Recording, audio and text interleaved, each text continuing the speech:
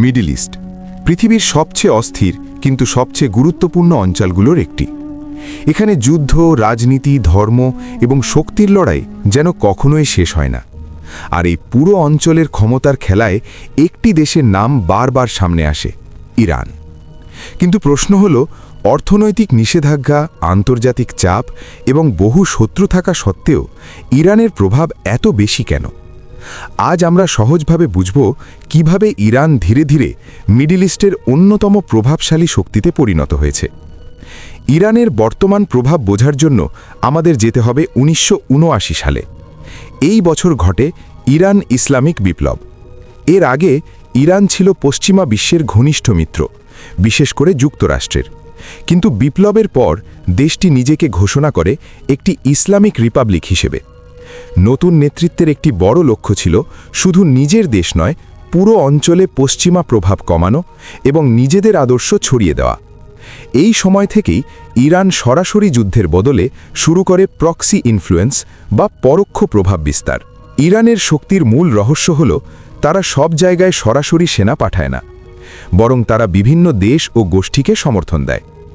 উদাহরণ হিসেবে, লেবাননে হিজবুল্লাহ, ইরাকে শিয়া মিলিশিয়া গ্রুপ, সিরিয়ায় আসাদ সরকার, ইয়েমেনে হুতি বিদ্রোহী।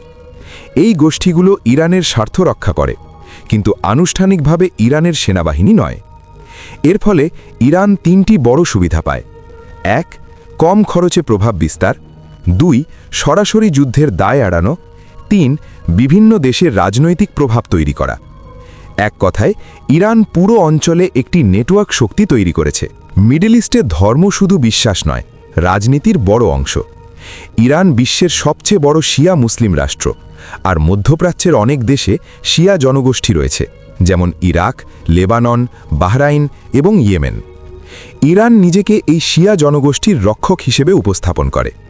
এর ফলে অনেক জায়গায় তারা শুধু রাজনৈতিক নয়, আদর্শগত সমর্থনও পায়। এই ধর্মীয় সম্পর্ক ইরানের জন্য সফট পাওয়ার হিসেবে কাজ করে। ইরানের অবস্থানও অত্যন্ত গুরুত্বপূর্ণ। দেশটি পারস্য উপসাগরের পাশে অবস্থিত এবং বিশ্বের অন্যতম গুরুত্বপূর্ণ তেল পরিবহন পথ হরমুজ প্রণালীর খুব কাছেই। বিশ্বের বড় অংশের তেল এই পথ দিয়ে যায়, অর্থাৎ ইরান চাইলে বৈশ্বিক জ্বালানি বাজারেও চাপ তৈরি করতে পারে। এই কৌশলগত অবস্থান আন্তর্জাতিক শক্তিগুলোকে সব সময় ইরানকে গুরুত্ব দিতে বাধ্য করে। দশকের পর দশক ধরে ইরানের ওপর নিষেধাজ্ঞা রয়েছে, কিন্তু আশ্চর্যের বিষয় হল, এই চাপই তাদের আরও ভিন্ন কৌশল নিতে বাধ্য করেছে। ইরান নিজস্ব সামরিক প্রযুক্তি তৈরি করেছে, ড্রোন ও মিসাইল প্রযুক্তিতে উন্নতি করেছে, আঞ্চলিক মিত্রদের শক্তিশালী করেছে।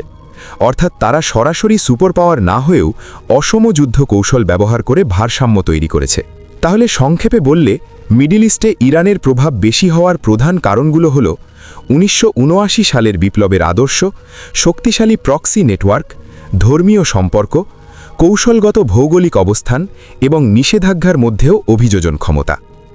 ইরান শুধু একটি দেশ নয়, বরং একটি আঞ্চলিক প্রভাব ব্যবস্থা তৈরি করেছে। আর তাই মিডল ইস্টের কোনো বড় রাজনৈতিক বা সামরিক ঘটনার কথা বললে ইরানের নাম প্রায় সবসময়ই সামনে চলে আসে। আপনার মতে ভবিষ্যতে মিডল ইস্টে শক্তির ভারসাম্য বদলাবে, নাকি ইরানের প্রভাব আরও বাড়বে? কমেন্টে আপনার মতামত জানাতে ভুলবেন না। ধন্যবাদ দেখার জন্য। এমন বিশ্লেষণধর্মী ভিডিও পেতে সাবস্ক্রাইব করতে ভুলবেন না।